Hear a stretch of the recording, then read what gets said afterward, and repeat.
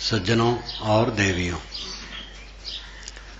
कबीर महिला मंडल को मैं धन्यवाद देता हूं। इस प्रकार उत्साह इन लोगों में जगा, इन्होंने संगठन किया और उसका शुभारंभ एक सत्संग से कर रही हैं। बहुत अंतर आया है पहले से, शिक्षा बढ़ी है। बीच में ऐसा हो गया था कि स्त्रियां पढ़ नहीं सकती, वेद नहीं पढ़ सकती हैं, तो पंडितों ने लिखा है स्त्रियां वेद नहीं पढ़ सकती। सामान्य घरों की स्त्रियां ही नहीं, ब्राह्मण कहे जाने वाले घरों की स्त्रियां भी वेद नहीं पढ़ सकती। ये करीब 2500 वर्षों से 3000 वर्षों से पंडित लोग लिख रहे हैं। वेदों में नहीं लिखा है। वेदों के मंत्रों की रचयिताएं 1 दर्जन से अधिक नारियां हैं, जिनका वर्णन मैंने अपने वेद में लिखा किया है। वेद क्या कहते मेरी पुस्तक है, भूमिका ही में मैंने दिया है। कौन कौन नारी वेद मंत्र रचयिता है और किस वेद के, किस मंडल के, किस सूक्त और मंत्र का वो रचयिता है, ये सब मैंने विवरण दिया है। बीच में बड़ी गड़बड़ियां हुई, तो अन्य स्त्रियां तो वेद पढ़ ही नहीं सकती हैं, ब्राह्मण कहे जाने वाले परिवार की स्त्रियां भी वेद नहीं पढ़ सकती। और फिर यहां तक कह डाला गया स्त्री मात्र अक्षर नहीं पढ़ सकती। ये सब दुर्भाग्य अपना बनाया। आधे अंग को जो लकवा हो जाएगा, पक्षाघात, तो शरीर तो बेकार हो जाएगा। नर नारी दोनों मिल करके समाज है। आधे बसे पुरुष, आधे बसे जोए, साहब ने कहा। उन्होंने कहा ऐसो भरम बिगुर चन भारी, वेद कितेब दीन और दोजक को पुरुषा को नारी। माटी का घट साज बनाया, नादे बिंद समाना, घट बिन से क्या नाम धरोगे, आमक खोज भुलाना। एक त्वचा हाड़ मलमूत्रा, एक रुधिरी अग्गूदा, एक बुंद से सृष्टि रची है, को ब्राह्मण को शूद्रा। रजोगुण ब्रह्मा, तमोगुण शंकर, सतोगुणी हरि होई। कहीं कबीर राम रम रहिए, हिंदू तुर्क न कोई। ये बीजक का पद है। एक ही शब्द में नारी नर, ब्राह्मण शूद्र, हिंदू मुसलमान के भेद को साहब तोड़ते हैं। को पुरुषा को नारी, कौन पुरुष है कौन नारी है? पुरुष नारी के चिन्ह निश्चित ही, अंगों में कुछ भिन्न है, लेकिन आत्मा एक समान है, प्रकृति एक समान है, विवेक की क्षमता एक समान है। दोनों को बंधन बनते हैं, दोनों को मोक्ष करने का अधिकार है। जिसको बंधन बनता है वही मोक्ष करने का अधिकारी है। अगर नारियां हत्या करें और जुर्मी न मानी जाए तो फिर वो मोक्ष का काम भी नहीं कर सकती हैं। हत्या करती हैं तो मुकदमा चलता है, वो भी जेल जाती हैं। जब जेल जाती हैं, बंधन होता है, तो मोक्ष कैसे नहीं होगा? एक जानवर किसी को मार दे तो उसकी फांसी नहीं होती, क्योंकि सब जानते हैं जानवर अबोध है, उस स्वभाववश ऐसा किया है। लेकिन नर नारी जो गलत काम करते हैं, जेल खाने में दोनों जाते हैं। मेरा प्रवचन जेल खानों में होता रहता है समय समय से। देखा पुरुष तो बहुत है, लेकिन स्त्रियां भी कुछ जेल में बंद है। आजकल तो जेल में भी काफी प्रशिक्षण चलता है, काफी सुधार है। तो बीच में नारियों के लिए तो कोई स्थान ही नहीं रखा गया था, लेकिन धीरे धीरे जमाना बदला, परिवर्तन हुआ, सबकी शिक्षा शुरू हुई और मानव मात्र को सभी दिशाओं में विकसित होने के लिए छूट मिले। कबीर साहब यही चाहते थे। आज से 600 वर्ष पूर्व वो इस धराधाम पर आए और उन्होंने ये चाहा कि मानव मात्र का अधिकार सभी दिशाओं में हो और कोई किसी को नीच और अछूत न कहे। और इसके लिए उन्होंने अपनी वाणियों में कस के कहा, बेमुरव्वत, बिना डर, इतना निर्भय। काशी उनका निवास था।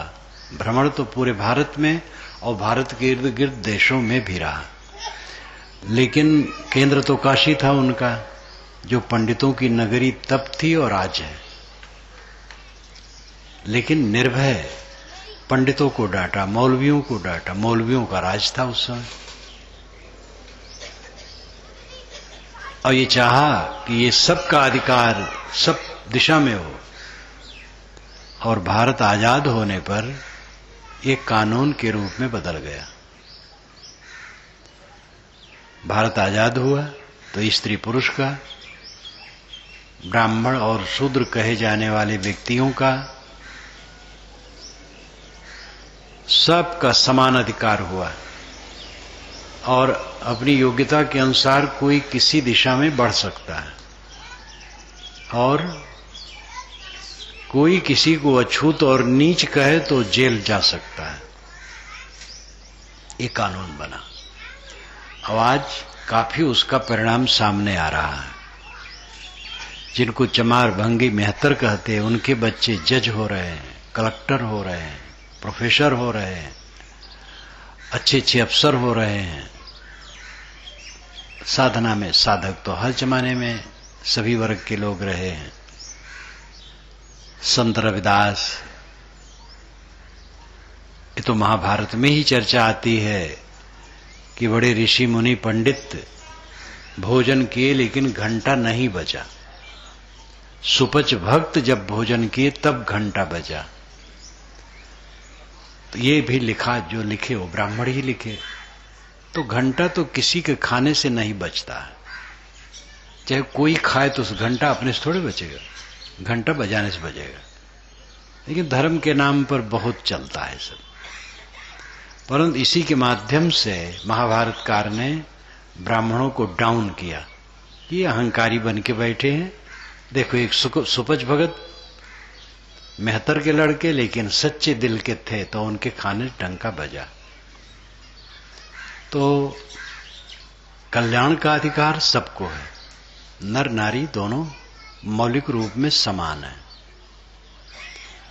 उनके कुछ चिन्ह अलग है बस, और उनकी इसलिए मर्यादाएं हैं। जैसे यहां भिन्न टोली में दोनों बैठे हैं, ये मर्यादा चाहिए। इस मर्यादा को निभाने में कोई न तलुज्जुली है न अहंकार है, एक मर्यादा है। नारी मात्र को चाहिए पर पुरुष का स्पर्श कभी भी न करे। संत गुरु का भी स्पर्श करने की जरूरत नहीं। अलग से बंदगी दंडवत करना चाहिए, स्पर्श नहीं करना चाहिए। और पुरुष पर स्त्री का स्पर्श न करे। और जो विरक्त पुरुष हैं, नारी मात्र का स्पर्श न करे। विरक्त नारियां हैं, वो पुरुष मात्र का स्पर्श न करें। मैं तो ब्रह्मचारियों को बताया, अब की बार ये कड़ा नियम अपनाओ, चढ़ छूने का चक्कर छोड़ो, बोध से कल्याण है। जो बताया जाता है उसका आचरण करो। नारियां पर पुरुष का स्पर्श न करें।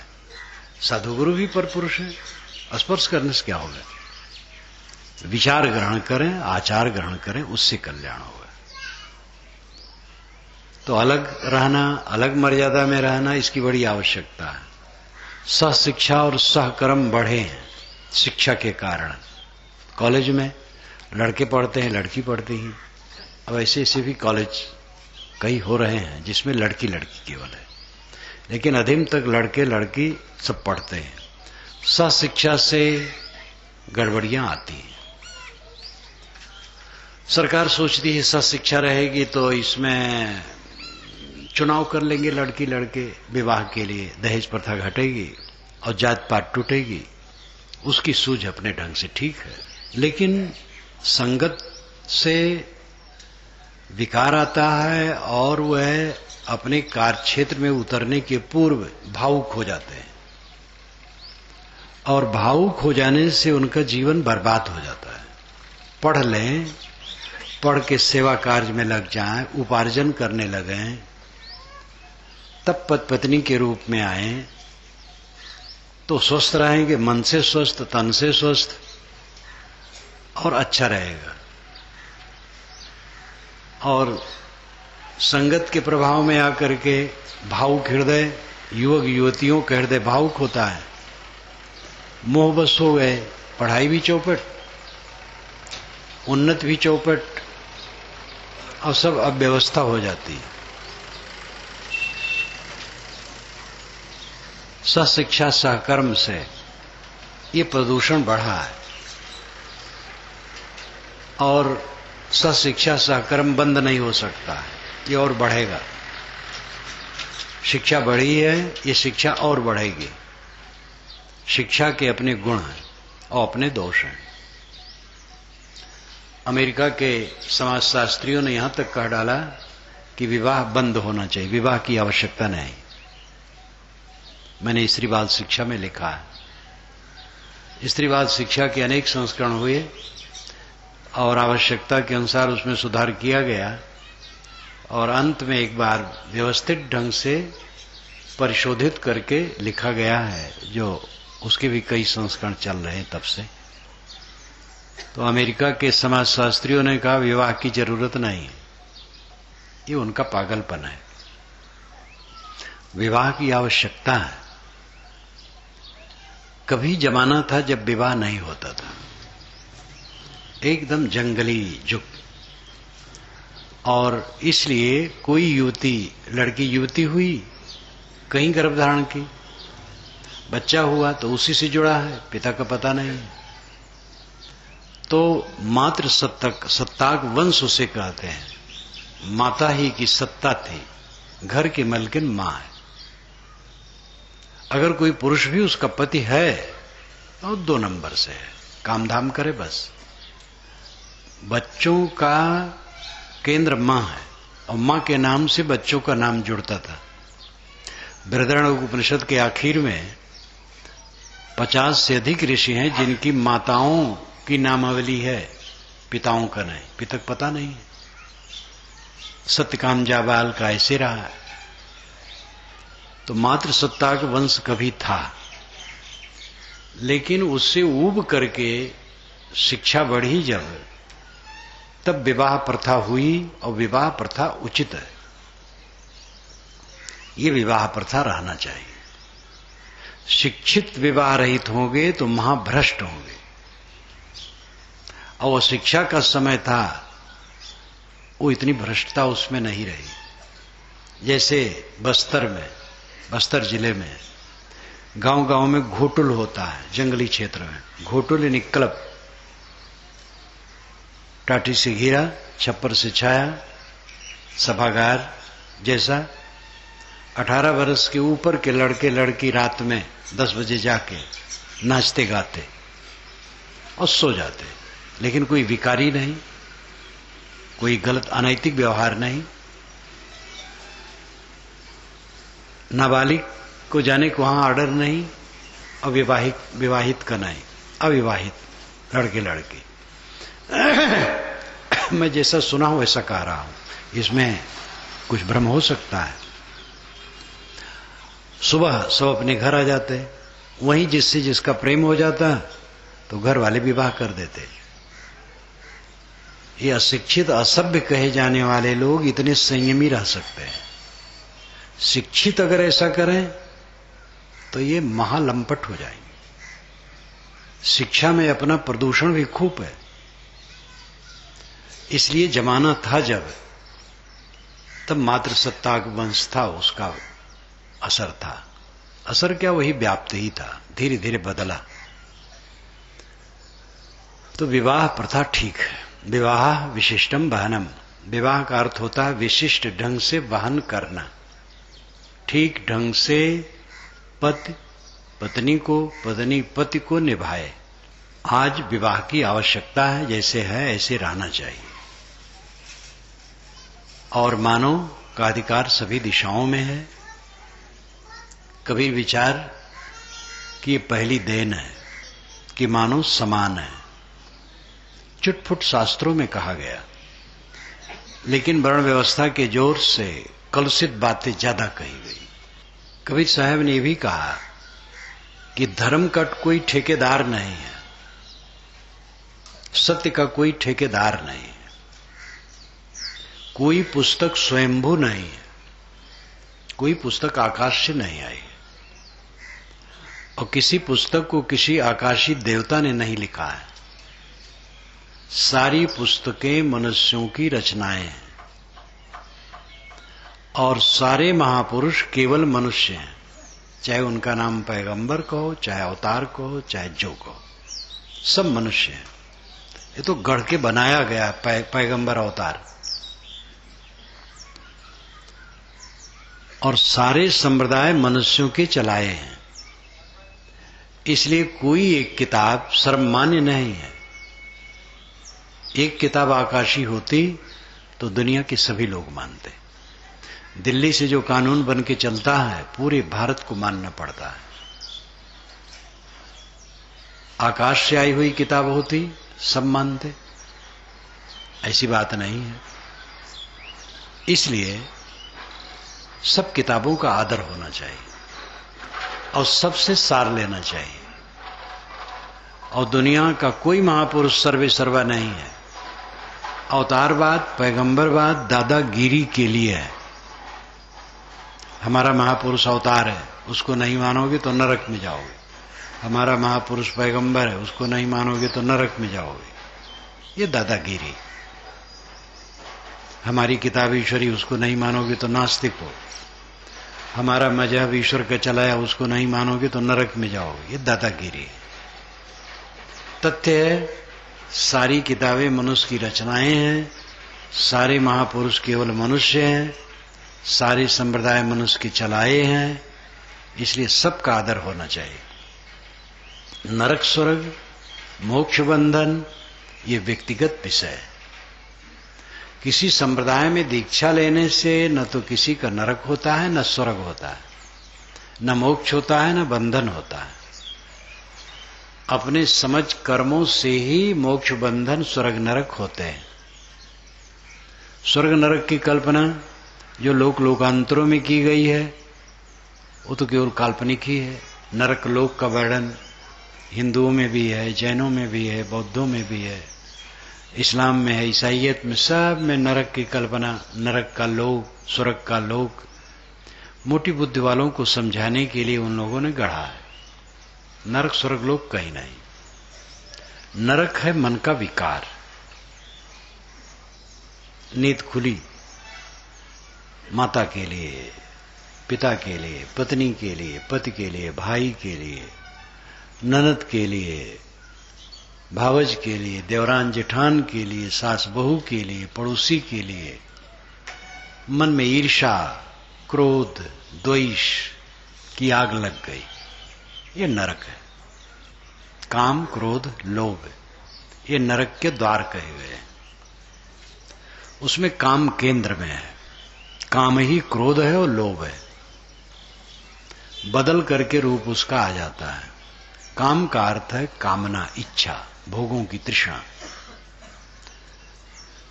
किसी भौतिक भोग की हमें इच्छा है, काम है। जब ये सफल हुआ तो लोभ बढ़ गया, और ये विफल हुआ तो क्रोध भभक पड़ा। काम से ही क्रोध और लोभ होते हैं। काम सफल होने पर लोभ बढ़ता है और काम विफल होने पर क्रोध बढ़ता है। ये काम, क्रोध, लोभ तीन नरक के द्वार।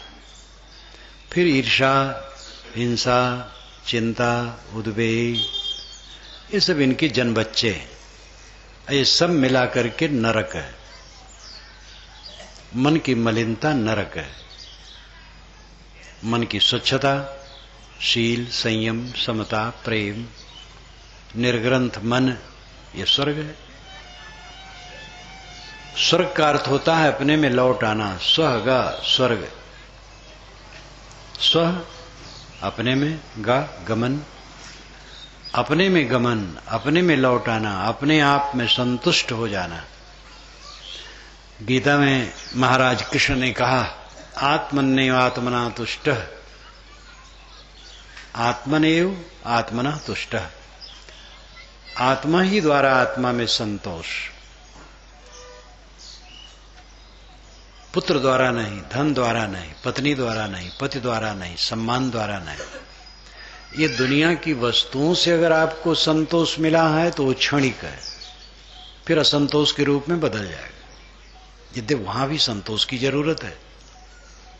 आपके परिवार में जितने लोग हैं सबसे संतुष्ट रहो, सबके व्यवहार अच्छे हों तब आप संतुष्ट रहोगे, ये कभी नहीं होगा। आपके मन के प्रतिकूल व्यवहार करने वाले सब समय रहेंगे। घर में 4 लोग, 6 लोग, 10 लोग हैं तो क्या सबका स्वभाव एक होगा? सबकी रुचि एक होगी? सबके गुण कर्म एक होंगे? कभी नहीं हो सकता है। इसलिए सहना पड़ेगा। विषमता भरे संसार में, विचित्र स्वभाव वाले संसार में जो धीरज धर के समता से रहेगा वो सुख से रहेगा। आज तक मैंने पति पत्नी, किसी पति पत्नी को नहीं देखा कि जिनके सारे विचार एक हों और स्वभाव एक हो। गुरु शिष्य एक सिद्धांत को मानने वाले, लेकिन संस्कारों स्वभाव में अंतर रहता है। पिता पुत्र, हर जगह की ये बात है। संसार विविधता से भरा है, गुण दोषों से भरा है और विचित्र स्वभावों से भरा है। इसमें सह करके काम होगा। क्षमा कर दो, गम खा लो, सब में संतोष रखो।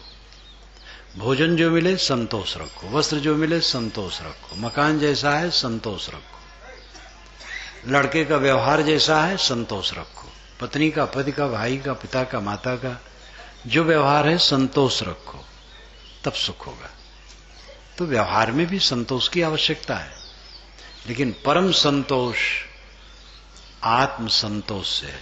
उसी से व्यवहार में संतोष रहेगा। आत्मन्नेव आत्मना तुष्टः से ही व्यवहार में भी संतोष रहेगा। जब आत्मा द्वारा आत्मा में संतुष्ट रहोगे तभी संभव है कि जब आप भोजन करने बैठो अब आपके मन के अनुसार कुछ नहीं है तो आत्मा द्वारा संतोष है, तो संतोष से खा लिए। कोई चीज ऐसी देखी कि जो स्वास्थ्य के लिए हितकर नहीं हो, छोड़ दिया। और साथियों का जैसा व्यवहार मिला संतोष कर लिया। आत्म संतोष से ही संभव है, नहीं तो नहीं संभव है।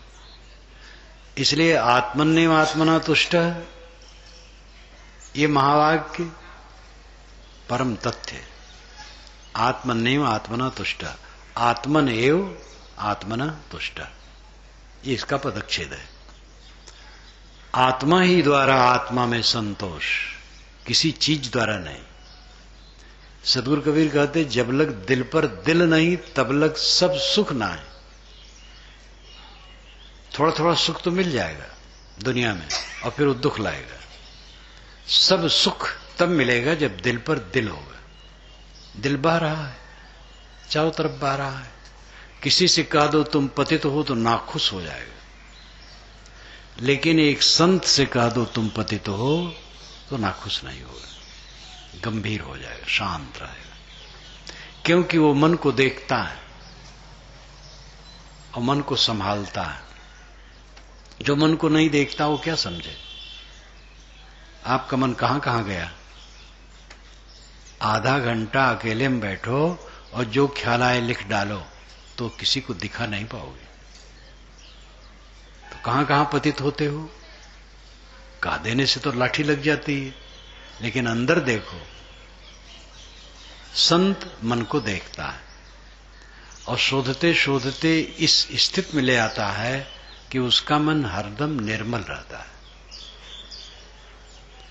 निर्मल रहता है तो भी उस चीज को समझता है, क्योंकि पहले वो गंदगी को देख लिया है। मुक्त आत्मा बंध और मुक्त दोनों अवस्थाओं को देखता है, और बद्ध आदमी बंधन को भी नहीं देख पाता, मुक्ति को क्या देखेगा। जो अज्ञान ग्रसित है, मोह ग्रसित है, वो बंधन को नहीं समझ पाता है। बंधन में रात दिन जी रहा है, मानसिक विकार, मन की उद्वेग, आसक्ति, मोह, ममता, ये बंधन है, इसी में जी रहा है, लेकिन इसको समझ नहीं पा रहा है कि ये सब सांप बिच्छू हैं। प्रिय मानता है तो कहां देख पा रहा है। जो साधक होता है वो इसको देखता है, देखता है और निकालता है। जब हम सामने देखते हैं बिच्छू है, सांप है, तो अलग हट के चले जाते हैं। रास्ता चलते चलते देखते हैं कि रास्ते में गंदगी है, तो बचा के चले जाते हैं। अंधा आदमी उसी पे चला जाएगा। जो साधक है वो अपने मन की गंदगी को देखने लगता है और छोड़ने लगता है। छोड़ते छोड़ते ऐसी अवस्था आती है कि गंदगी खत्म हो जाती है, शुद्ध चित्त हो जाता है, तो मुक्त हो जाता है, कॉम्प्लेक्स फ्री, मुक्ति अवस्था है, निर्ग्रंथ मन। तो बंधन को देख चुका है, बंधन को देखता जानता है, अब मोक्ष को अब देखता है। और जो बंधन में है, मोक्ष का तो उसे अनुभव नहीं। बंधन को भी वो जीते जीते उसमें समझ नहीं पाता है, देख कहां पाता है। देख पाने का मतलब है हट जाना। आंख वाला सामने खंभा देखता है और हट के चलता है, अंधा टकरा जाता है तब हटता है। तो जो टकरा रहा है दुर्गुणों में, कहां देखता है। देखने वाला तो हट जाता है। तो जो बंधन में है, मोह में है, वो अपने बंधन को नहीं देख पाता है। जो बंधन को देखना शुरू करता है वो साधक है। इसीलिए कहा जाता है अपने दोषों को देखो, दूसरे के नहीं। समय कहां है और दूसरे को देख करके क्या करोगे। जो बन सके दूसरे की सेवा करो, दूसरे को अच्छा रास्ता दिखा दो, अगर वो जानना चाहता है तो।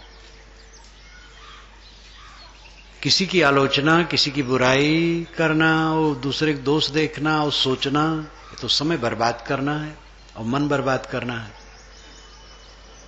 दूसरे की बुराई देखने से हम उसकी बुराई निकाल नहीं पाएंगे, किंतु हमारा मन खराब होगा। समय थोड़ा है, इसलिए पर चिंतन छोड़ करके आत्मचिंतन सब करो। अपनी त्रुटियों को देखो, अपनी दुर्बलताओं को देखो, अपनी कमजोरियों को देखो, उसको निकालो। अगर हम अपने जीवन के पूरे समय का दोहन करें अपनी साधना में, बहुत जल्दी कृतार्थ अवस्था हो जाएगी। लेकिन समय बर्बाद करते हैं लोग, आत्मशोधन नहीं करते हैं। जब देखो तब दूसरे की आलोचना मन में चलती है, हर समय प्रतिक्रिया, रिएक्शन से मन भरा, बिना वजह की बात दूसरे को सोच सोच करके मन खराब करना। अपने को देखो, दोष पराये देख के चले हसंत हसंत, अपने चित न आवई जाको आदिनांत। बुरा जो देखन मैं चला, बुरा न मिली या कोई, जो दिल ढूंढा आपना मुस्सा बुरा न कोई। कबीर हम सबते बुरे, हमते भल सब कोय, जिन ऐसा कर जानिया मीत हमारा सोय। ये साधना का पॉइंट है। जो अपने दोषों को निरंतर देखता वो साधक है, जो दूसरे के दोषों को देखता वो बाधक है। जो दोषों को देखेगा फिर वो गुण को देखेगा, जो बंधन को देखेगा वो मोक्ष को देखेगा। श्री विशाल साहेब ने कहा है, बंधन छिपे न जाहि से मुक्ति ताहि की दृष्टि, बंधन जेहि अनुभव नहीं ते को मुक्ति अदृष्टि। जिसके नजरों में बंधन छिपते नहीं है, देखने में आ जाते हैं, उसके सामने मोक्ष उपस्थित होता है। और जो बंधन क्या है समझता ही नहीं है, वो मोक्ष को क्या देखेगा। तथागत बुद्ध ने कहा, जो उदय वे को देखता है वो निर्वाण को देखता है। तथागत बुद्ध की पुस्तक जो त्रिपिटक सागर में सर्वोच्च पुस्तक है वो है धम्मपदम। उसका भाष्य मेरा, उस पर मैंने नाम दिया है तथागत बुद्ध क्या कहते हैं। और अब इस वर्ष स्वामी शंकराचार्य की पुस्तक जो सबसे महत्वपूर्ण है मौलिक पुस्तकों में, विवेक चूड़ामणि, उसका नाम मैंने दिया है स्वामी शंकराचार्य क्या कहते हैं। ये दोनों बहुत अमृत पुस्तक है। इसका भाष्य एक पाली भाषा में एक संस्कृत में है, लेकिन एक एक शब्द का अर्थ अलग अलग कर दिया गया है, कोई भी ठीक से समझ सकता है। तथागत बुद्ध ने कहा, जो उदय वे को देखता है वो निर्वाण को देखता है। उदय वे उनकी भाषा है। उदय नाम पैदा होना, वे नाम खत्म होना। उसका सरल अर्थ सरल शब्द है दूसरा, निर्माण और विनाश। उदय निर्माण, वे विनाश। जो उदय वे को देखता है, निर्माण विनाश को देखता है, वो निर्वाण को देखता है। निर्वाण मोक्ष। निर्वाण का अर्थ होता है बुझ जाना। दीपक बुझ गया तो दीपक का निर्वाण हो गया। वासना का बुझ जाना निर्वाण है।